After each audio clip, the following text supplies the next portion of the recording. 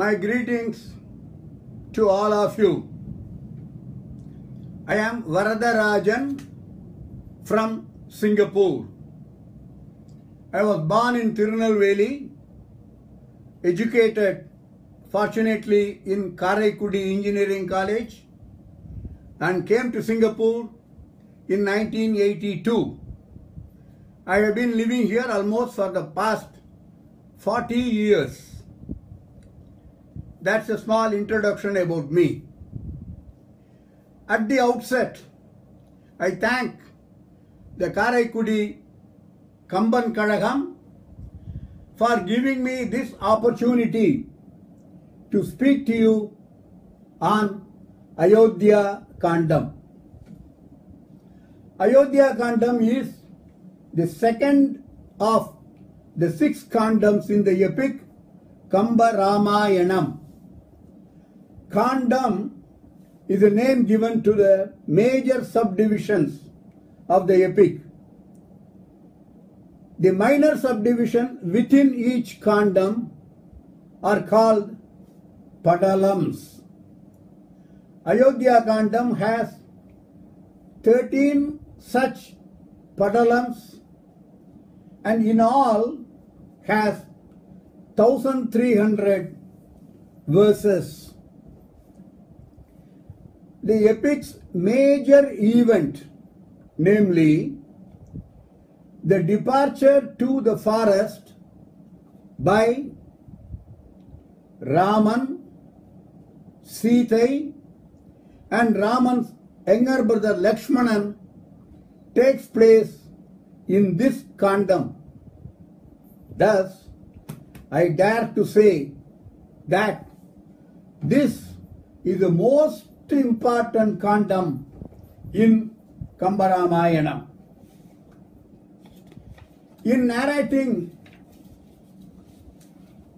this Ayodhya Kandam summary to you, I will go through the various happenings within the Kandam, and along the way I may mention just 2 or 3 of Kamban's verses. In the very first happening of this Kandam, Dasarathan, the king of Ayodhya, consults the kings under his rulership, his council of ministers, and his Rajaguru Vasishtan about an important decision. He tells them that he has ruled the country for long and that it is time for him to leave for the forest and meditate and do penance over there. He also proposes that he would like to hand over the rulership of Ayodhya kingdom to his eldest son Raman as per the tradition and the protocol of the Surya dynasty. He seeks their opinion and their concurrence. The various kings, the ministers, and the Rajaguru himself, they are all very pleased with the proposal of Dasarathan and they immediately say yes. Upon hearing this, Dasarathan sends his minister Sumantiran to fetch Rama. Rama comes over to the place where Dasarathan is. Dasarathan tells Rama of his intention of retiring and going to the forest for doing penance and meditation.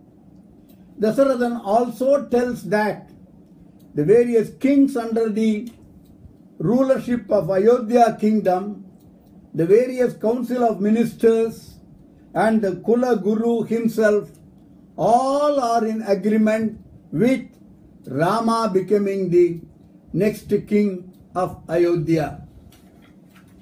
Dasaratha in fact requests Rama to agree to this proposal.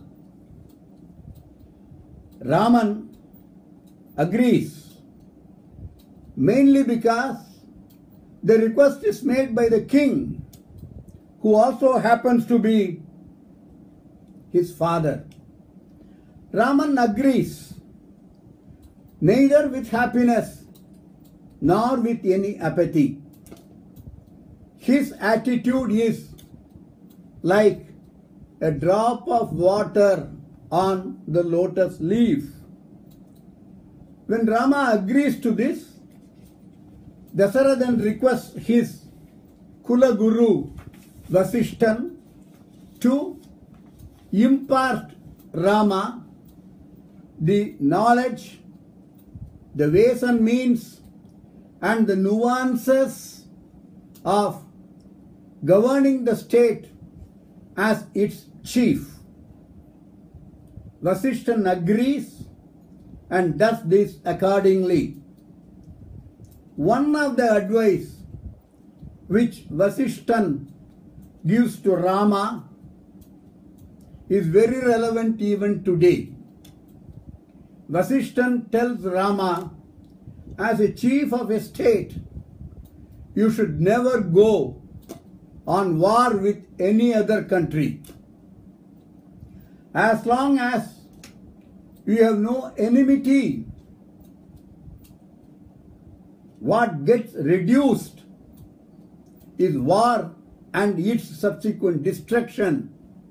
But on the other hand, what gets increased is your fame and your name. Kamban's verse goes like this. Yarodum pagai kollalan endrapin.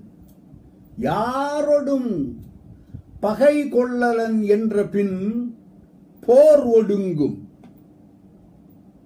Pugal odungadu. Por odungum. Pugal odungadu. Tan tar odungal selladu. Adu tandapin verodum kedal vendal undagumo. You will not be ruined right up to your last root. Verodum kedal undagumo. This is what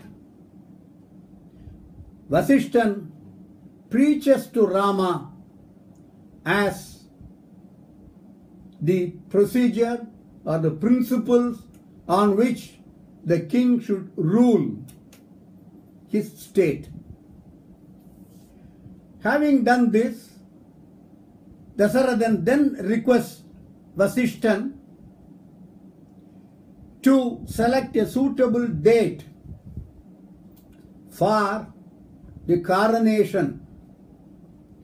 Vasishtan tells such a date is the very next date. With that pronouncement, Ayodhya becomes very jubilant. The city gets decorated for the coronation.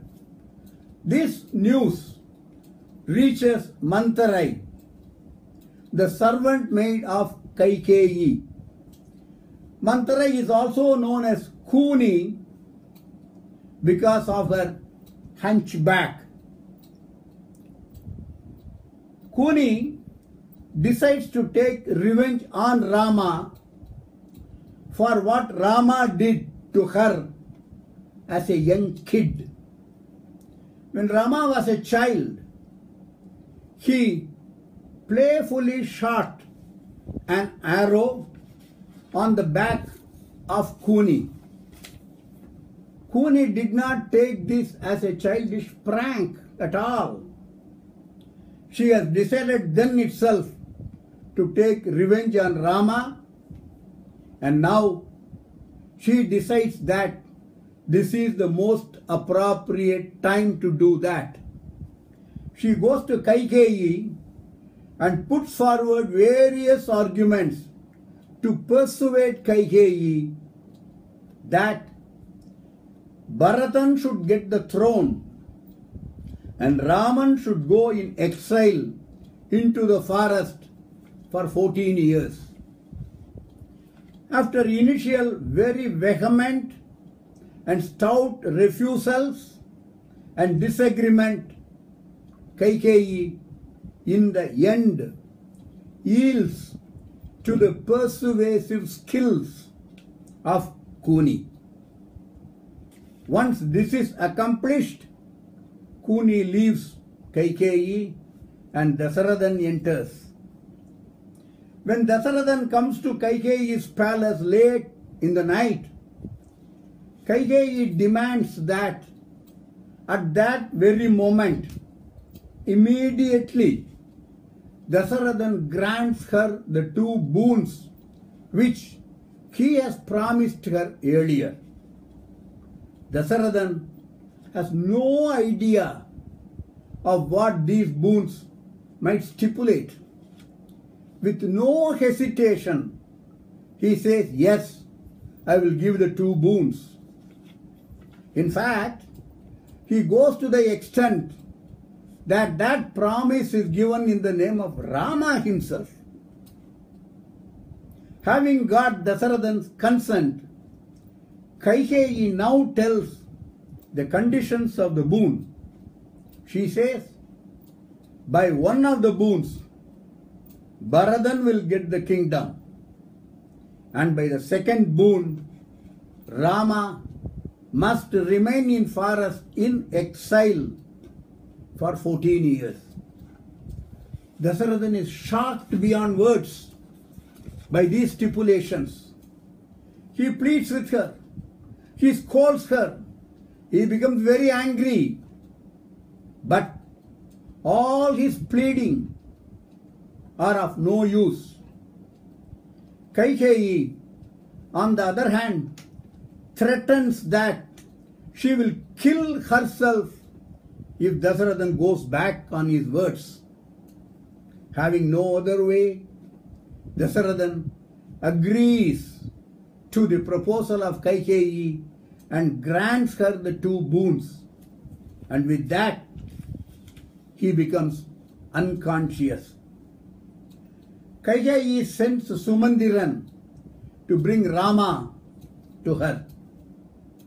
When Raman comes and meets Kaikeyi, Kaikeyi tells him that the kingdom goes to Bharathan and that Rama must be in exile for 14 years into the forest and must do meditation and penance in the forest and must come back after 14 years.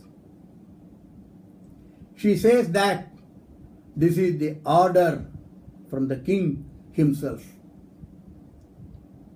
Raman immediately bids goodbye to her and takes leave of her. He does not even meet his father before he departs into the forest. Raman immediately thereafter goes to meet his mother, Kausalya. On hearing, Kausalya pleads that she will come to the forest with Rama, which Rama stoutly denies, and Raman goes to Sumithirai to take leave of her. Kausalya rushes to Dasarathan with the hope that she might be able to persuade Kaikeyi and Dasarathan not to insist on Rama going to the forest. On seeing the condition of Dasarathan lying unconscious, she cries loudly. The wail reaches Vasishtan's ears and he rushes back. He tries to plead with Kaikeyi, but in the end, he doesn't succeed. In the meantime, Dasarathan, who gets conscious, learns that Kaikeyi has already told Rama to leave for the forest. On knowing this, Dasarathan becomes extremely angry. In a fit of uncontrollable rage, he calls Vasishtan and tells him that from that very moment he denounces Kaikeyi as his wife and also Bharatan as his son. Dasharathan further mandates that in the event of his death, Bharatan cannot perform the final rites to him as a son. Vasishthan comes out and declares to the city what has happened. Meanwhile, after taking leave from his mother, Raman goes to Sumittirai to bid farewell to her and say goodbye. And while he is there, since the news has reached the entire Ayodhya city, Lakshmanan becomes very angry. He is already up in arms to correct the injustice done to Rama. When Rama hears the loud twing of Lakshmana's bow, Raman rushes to Lakshmanan. After various arguments between Raman and Lakshmanan, Raman succeeds in pacifying Lakshmanan's anger. When Lakshmanan is subdued, he and Raman go back to Sumittirai. Lakshmanan pleads with his mother that she permits him to go with Rama into the forest. Sumittirai agrees to his proposal.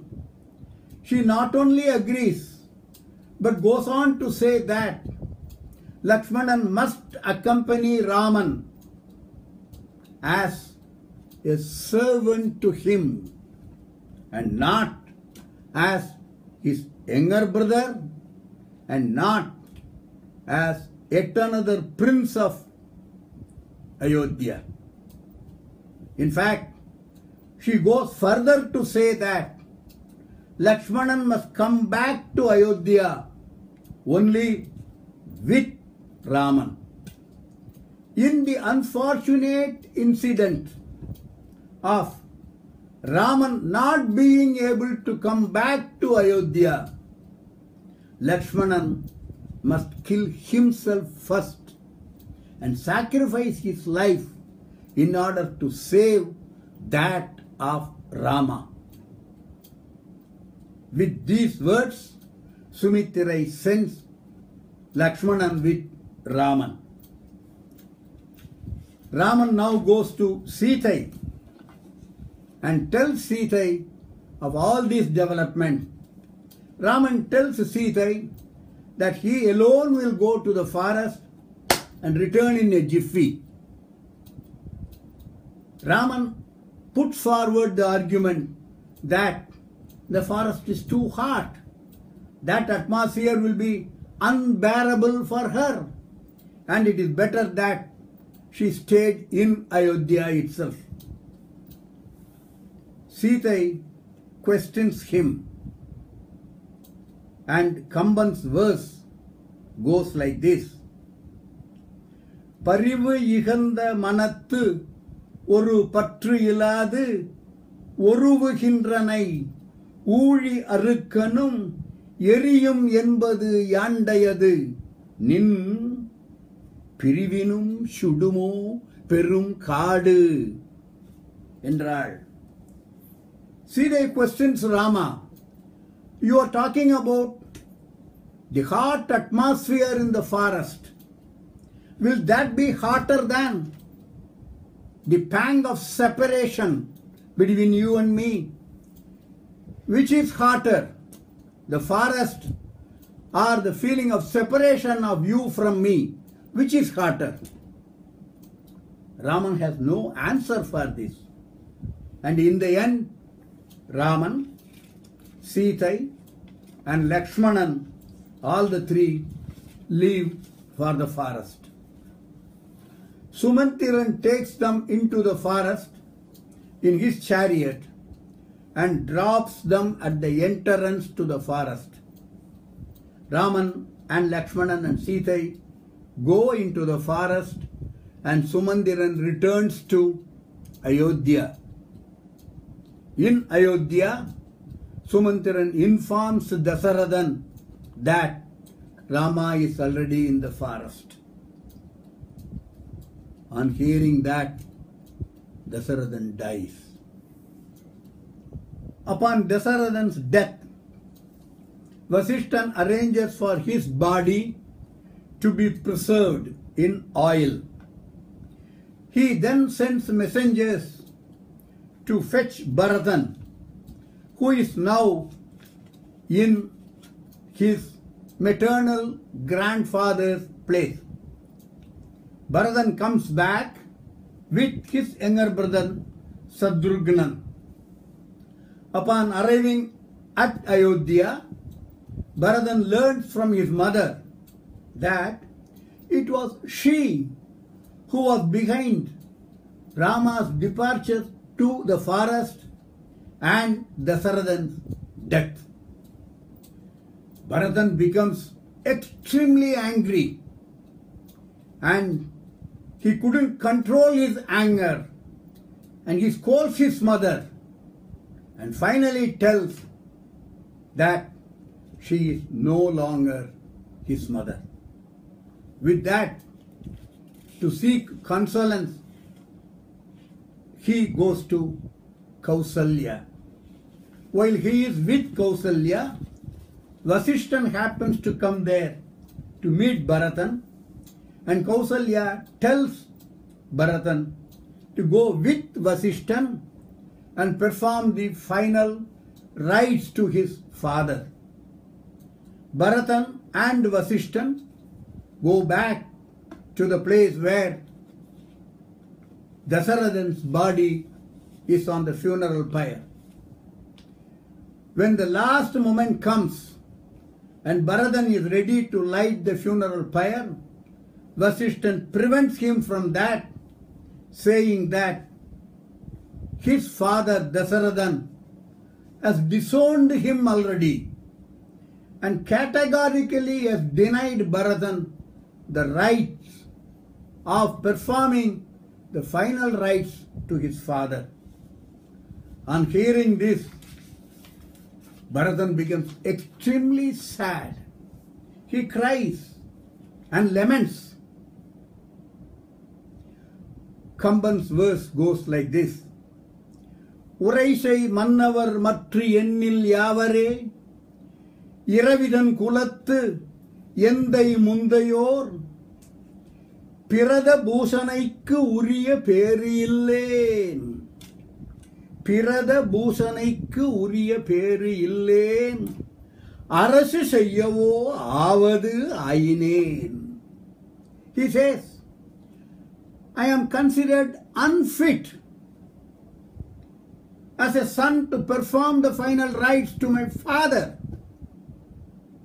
However, I am considered fit enough to rule the country. In the entire Surya dynasty, which king has ever suffered such a humility? That is what Bharatan laments about. The final rites are then performed by Shatrugnan. After the 10 days formalities are completed, the ministers, the other kings under the rulership of Ayodhya kingdom, and Vasishtan himself request Bharatan to take over the throne and rule Ayodhya. Bharatan, mincing no words, categorically denies this and says that he will go to the forest, bring back Rama and make Rama rule the country. With this, he, the entire population of Ayodhya and the army and the 3 wives of Dasarathan all depart to the forest to bring Rama back. In the meantime, Raman, Sita and Lakshmanan are into the forest. they are met by the sages and rishis in the forest. They entertain the three with whatever humble meal they could offer. At that very moment, Guhan, a small ruler of the place called Sringiberam, and who owns thousands of boats, come to meet Rama. With deep affection and love, he brings Rama honey and fish for Rama to eat. Rama is overwhelmed by the love and affection shown by this hunter. Rama accepts him as his brother. Guhan insists on staying with Rama or accompanying Rama further into the forest. Raman denies that and says that he will come back and meet him in 14 years' time. With that, Rama takes leave of Guhan and goes into the forest. There, the three are met by sage Bharadwaja, who entertained him with a humble meal. After staying for a day with Bharadwaja, Raman further goes into the forest. On the way, Raman describes to Sita the various sceneries and beauties which they encounter on the path. Upon reaching the bank of Yamuna, Lakshmanan builds a boat for them to cross the river. On reaching the other bank of Yamuna, Lakshmanan builds a cottage for Raman and Sita to stay. He stands outside and he is the watchdog and guards them all through the night without a wink of sleep, and that he does for the rest 14 years. In the meantime, Bharadan comes to the forest with assistance from Guhan, and Bharadan meets Raman. At this instant, Raman learns that his father is no more. Raman cries and weeps aloud uncontrollably. All the people pacify Raman. The next day, Bharadan requests Raman that he goes back to Ayodhya and accept the kingdom. Bharadan's argument is that the eldest son must rule. There is no way out. However, Raman doesn't agree. And Raman puts forward the argument that it is his duty for him to fulfill his father's command to remain in the forest in exile for 14 years. He will not budge on that. Bharadan has no way but to agree to Rama in the end. When Bharadan realizes that there is no way for Raman to come back to Ayodhya and take over the kingdom, Bharadan accepts that as the final end. And he then requests Raman to definitely come back at the end of 14 years and take over the kingdom. Bharadan goes to the extent that in case Raman doesn't return after 14 years, at the end of the term, Bharadan will plunge into the fire and take his life if Rama doesn't return.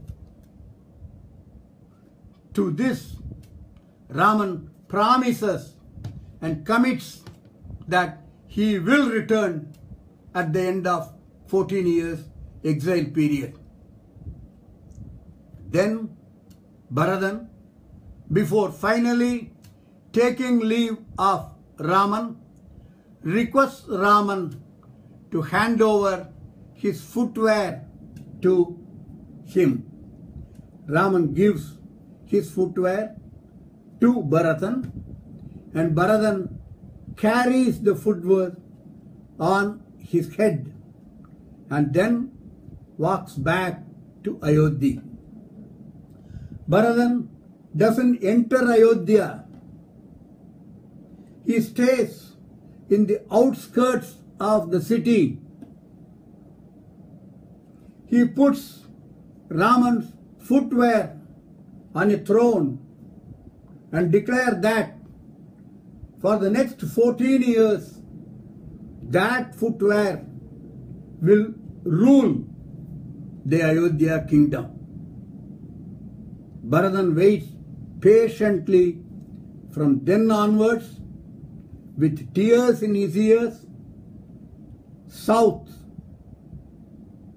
being the only direction which he looks at, and spends the next 14 years. That is the end of Ayodhya Kanda, with Bharatan waiting for Rama to return. With this, I conclude this talk on Ayodhya Kanda. I am very grateful to Karaikudi Kamban Kadagam for giving me this opportunity to speak to you all about Ayodhya Kanda. And I am particularly grateful to Mr. Palaniyappan Kamban Adisudi, the chief of the Karaikudi Kamban Kadagam, and also to the rest of the organizers, including my very good friend Dr. Mu Palaniyappan. Thanks, and with that sense of gratitude, I take leave from you all. Thank you. Bye.